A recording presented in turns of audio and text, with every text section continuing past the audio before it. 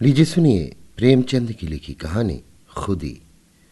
वाचन समीर गोस्वामी का है। मुन्नी जिस वक्त दिलदार नगर में आई उसकी उम्र 5 साल से ज्यादा न थी। वो बिल्कुल अकेली न थी। माँ बाप दोनों न मालूम मर गए या कहीं परदेश चले गए थे। मुन्नी सिर्फ इतना जानती थी कि कभी एक देवी उसे खिलाया करती थी और एक देवता उसे कंधे पर लेकर खेत की सैर कराया करता था। पर वो इन बातों का जिक्र कुछ इस तरह करती थी कि जैसे उसने सपना देखा हो। सपना था या सच्ची घटना, इसका उसे ज्ञान न था। जब कोई पूछता तेरे माँ बाप कहाँ गए, तो वो बेचारी कोई जवाब देने के बजाय रोने लगती और यूं ही उन सवालों को टालने के लिए एक तरफ हाथ उठाकर कहती ऊपर।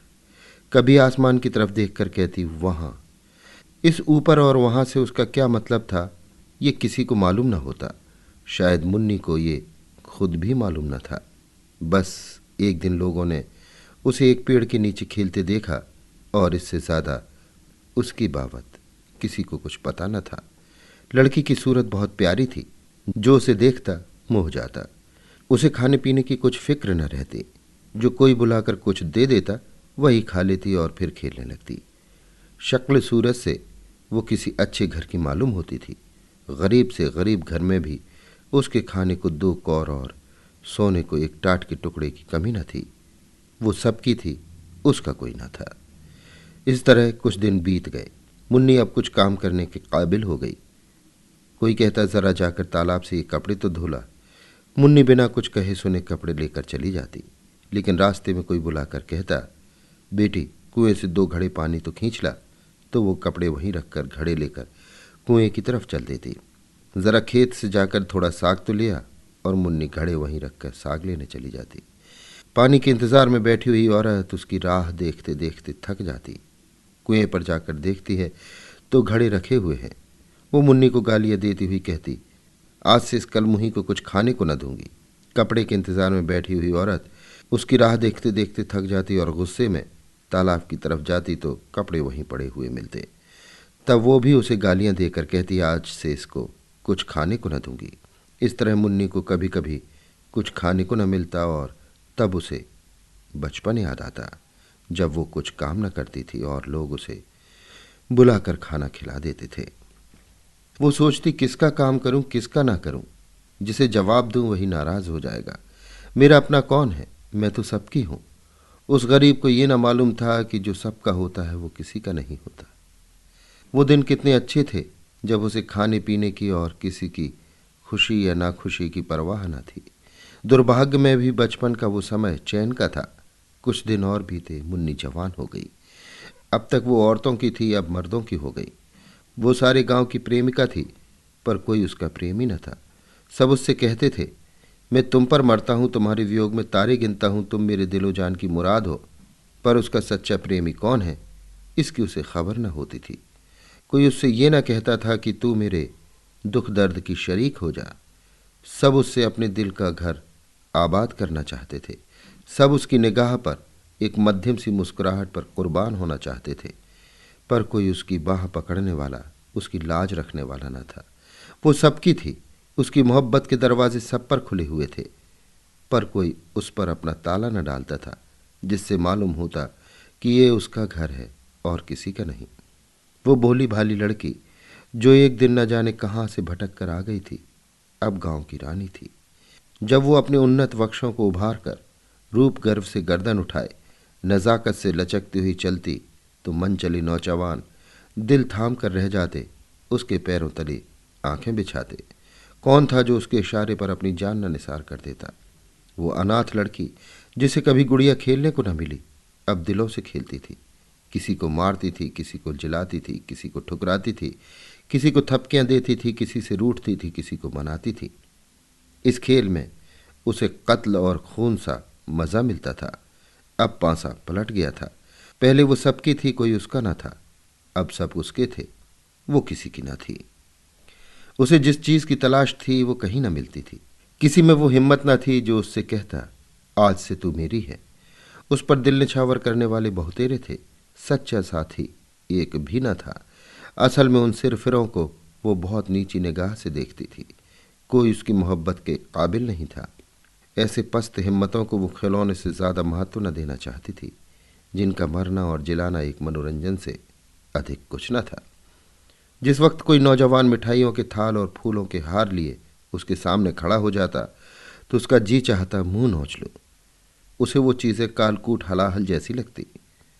उनकी जगह वो रूखी रोटियां चाहती थी, सच्चे प्रेम में डूबी हुई। गहनों और अशर्फियों के ढेर उसे बिच्छू के डंक जैसे लगते। उनके बदले वो सच्ची दिल के भीतर से निकली हुई बातें चाहती थी, जिनमें प्रेम की गंध और सच्चाई का गीत हो।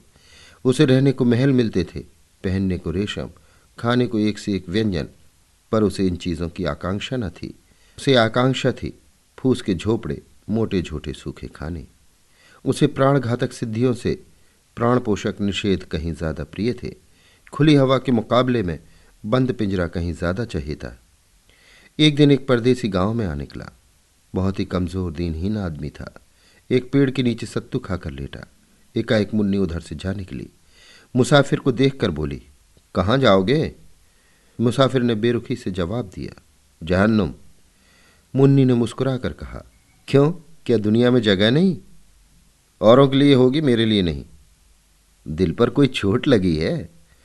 मुसाफिर ने जहरीली हंसी हंसकर कहा, बदनसीबों की तकदीर में और क्या है?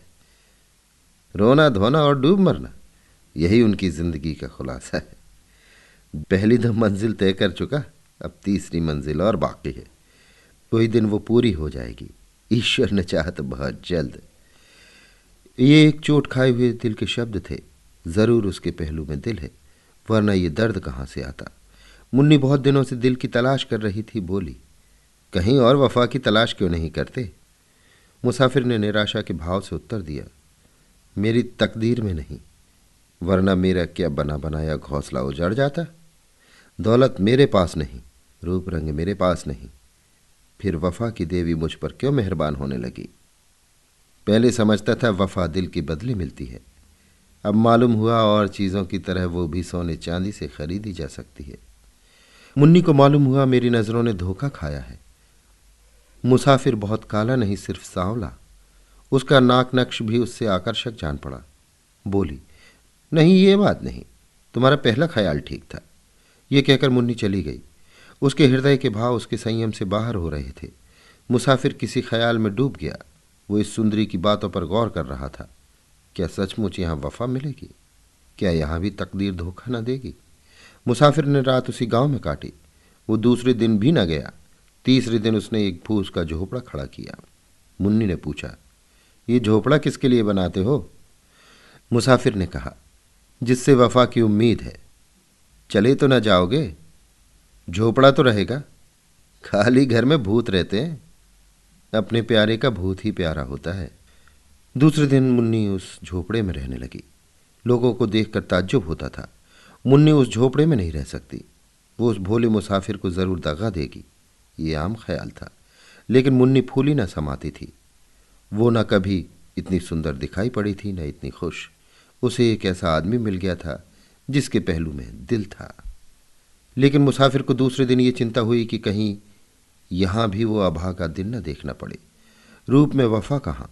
उसे याद आया, पहले भी इसी तरह की बातें हुई थी, ऐसी ही कसम खाई गई थी, एक दूसरे से वादे किए गए थे।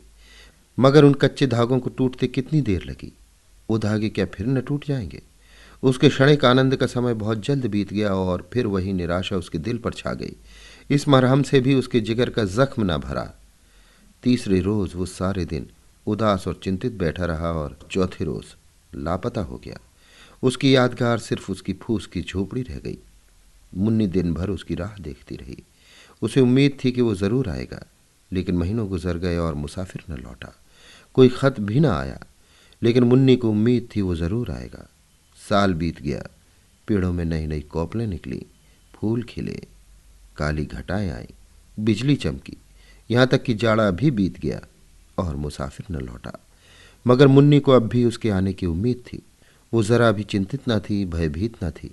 वो दिन भर मजदूरी करती और शाम को झोपड़े में पड़ रहती। लेकिन वो झोपड़ा अब एक सुरक्षित किला था, जहाँ सिरफिरों की निगाह के पांव भी लंगड़े हो जाते थे। एक दिन वो सर पर लकड़ी का गट्ठा लिए चली आती थी। एक रसियों ने छेड़खानी की। मुन्नी, क्यों अपने सुकुमार शरीर के साथ ही अन्याय करती हो? तुम्हारी एक कृपा दृष्टि पर इस लकड़ी के बराबर सोना निछावर कर सकता हूं। मुन्नी ने बड़ी घृणा के साथ कहा, तुम्हारा सोना तुम्हें मुबारक हो। यहां अपनी मेहनत का भरोसा है। क्यों इतना इतराती हो? अब वो लौट कर ना आएगा? मुन्नी ने अपने झोपड़े की तरफ इशारा करके कहा, वो गया कहाँ जो लौट कर आएगा? मेरा होकर वो फिर कहाँ जा सकता है? वो तो मेरे दिल में बैठा हुआ है। इसी तरह एक दिन और प्रेमीजन ने कहा, तुम्हारे लिए मेरा महल हाजिर है। इस टूटे फूटे झोपड़े में क्यों पड़ी हो? मुन्नी ने अभिमान से कहा, इस झोपड़े पर 1,00,000 महल नशावर हैं। यहां मैंने वो चीज पाई है जो कहीं और न मिली थी और न मिल सकती है। ये झोपड़ा नहीं है, मेरे प्यारे का दिल है। इस झोपड़े में मुन्नी ने 70 साल काटे। मरने के दिन तक उस मुसाफिर की लौटने की उम्मीद थी। उसकी आखिरी निगाहें दरवाजे की तरफ लगी हुई थी। उसके खरीदारों में कुछ तो मर गए, कुछ जिंदा हैं। मगर जिस दिन से वो एक की हो गई, उसी दिन से उसके चेहरे पर दीप्ति दिखाई पड़ी, जिसकी तरफ ताकते ही वासना की आंखें अंधी हो जाती। खुद ही जब जाग जाती है तो दिल की कमजोरियां उसके पास आते डरती हैं। अभी आप सुन रहे थे प्रेमचंद की लिखी कहानी खुदी। वाचन समीर गोस्वामी का था।